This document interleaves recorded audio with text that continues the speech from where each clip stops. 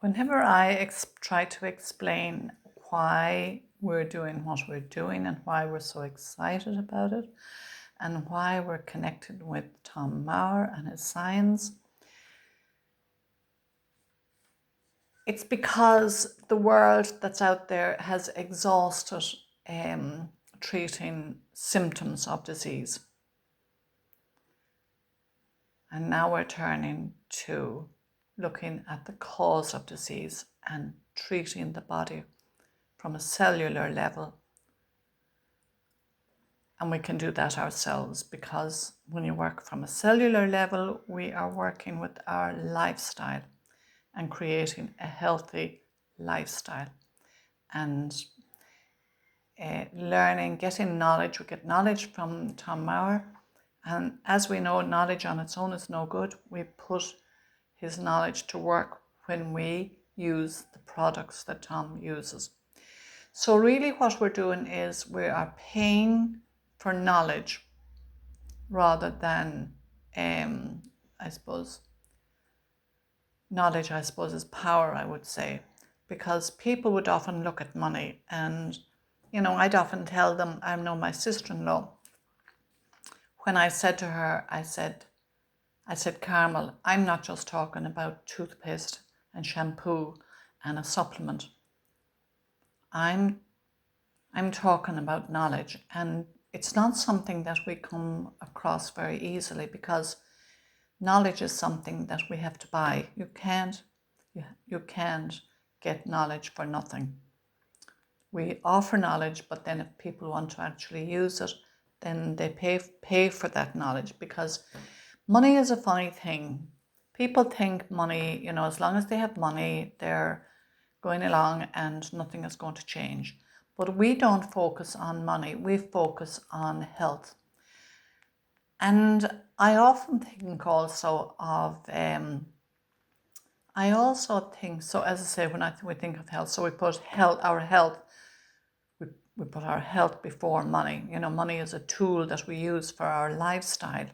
So part of our lifestyle, a major part of our lifestyle, is our health and the health of our families, of course. So I often think, a lot goes through my head, how can I simplify this for people? And it's really something that you either have to be open to it or not. So the best way I thought about there a few days ago, and I was just thinking, we are at the change of a wellness revolution. That means that we've come to the end of the drugs and the symptoms and what's happening to the body when the body gets sick on the outside and we go to someone else. We now treat the symptoms and we look after our body from the inside out. So I'd often think that we have two houses. We have the house that we live in, and we have the inner house. The outer house is built from bricks and mortar, and the inner house is built from cells and fats and the different ingredients that go into building an inner house. And the inner house now is what we're looking at. So I took this book out last night or the night before, and I just thought, this is a book that everybody should have, because it's called The Foundation of Anatomy and Physiology. That's a book that I have, I suppose you could say, 70 years. And the first day that we went into class, first thing we learned about was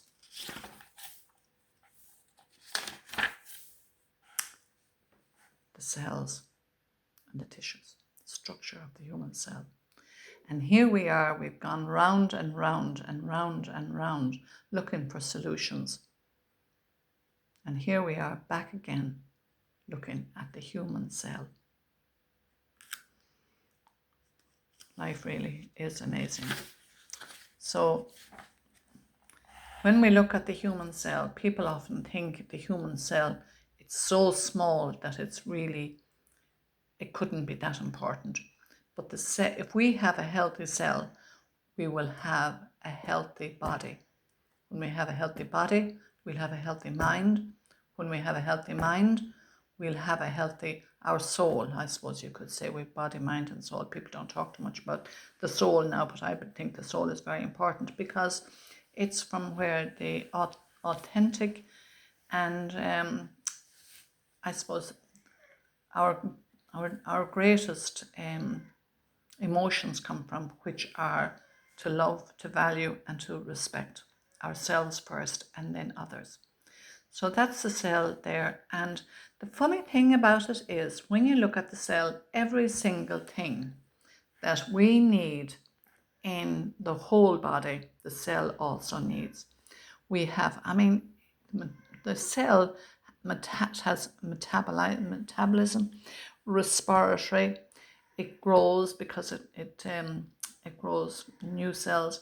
It excretion. It actually moves. It can be irritable. If anything irritates the cell, and it can reproduce. Now I'm going to skip a lot because every single thing is in this book. So I'm going to skip over here to the digestive system. And the thing about the digestive system, I absolutely love this because it shows the cells here can be broken down. And then we get the material and bring it over here and we start building. That is continual. That's a continuation that goes on every second, every minute of every day. Cells are breaking down and they're being building up. But we have two health systems. We should only have one, of course. We at the moment, we have two health systems. One is the destruction of the cells. And that's when people have, when they're not told how to build new cells, the cells are continually breaking down. And it's not until a lot of cells are broken down that people start to develop symptoms. They don't notice the cells. Cells are so small. But if they're allowed to continue being destroyed, then disease will come in. But the natural makeup of the body that we are magnificently made is we need to break down because the cells serve us, and then we need to come along and make new cells. So the inner body is built from cells are our building blocks. Now, to also remember is that when we look at the digestive system, the inner house is the digestive system is our kitchen.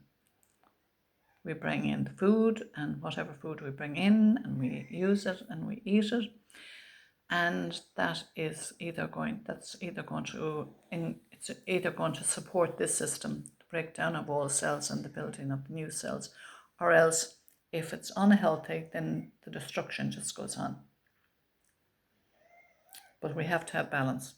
And the other thing is we have also a lymphatic system. Now the lymphatic system is where stuff that's not needed, it's kind of a cleaning system. So it's often referred to as the toilet in our house. It's where rubbish is collected and dumped, of course. And if there's any blockages in the lymphatic system, it's because there's too much rubbish coming through and getting blocked in the ducts and the lymphatic gland ducts.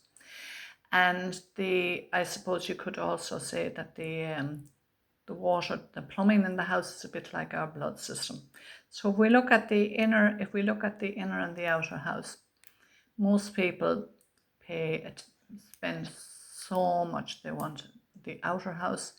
They have to have it the best of everything, which is fine. There's no problem about that. But when they look at the inner house, a lot of the time, I suppose with advertising and when people don't actually see what's going on the inside of their bodies until they feel it and see it as a problem on the outside, a lot of people think, sure, anything will do, cheap will do on the inside. The inner house is more important than the outer house, and cheap will not do. We need to put in, I suppose, that we need to put in the very best quality. There's vitamins and minerals and everything out there. I definitely used them for years, but I was always looking for the best. And if you look for the best, you'll find the best, because the best is what's needed. And I suppose we have that now. So I'm just putting this together, I suppose, for my own sake. I don't know if anybody else makes sense, but anyway, to try and explain the difference between the outer house and the inner house. And the inner house, it's often referred to as the temple is within the inner house. It's not a house, it's a temple, because it's more than just cells. It's emotional and it's spiritual. So there's an awful lot going on when we have a healthy inner body.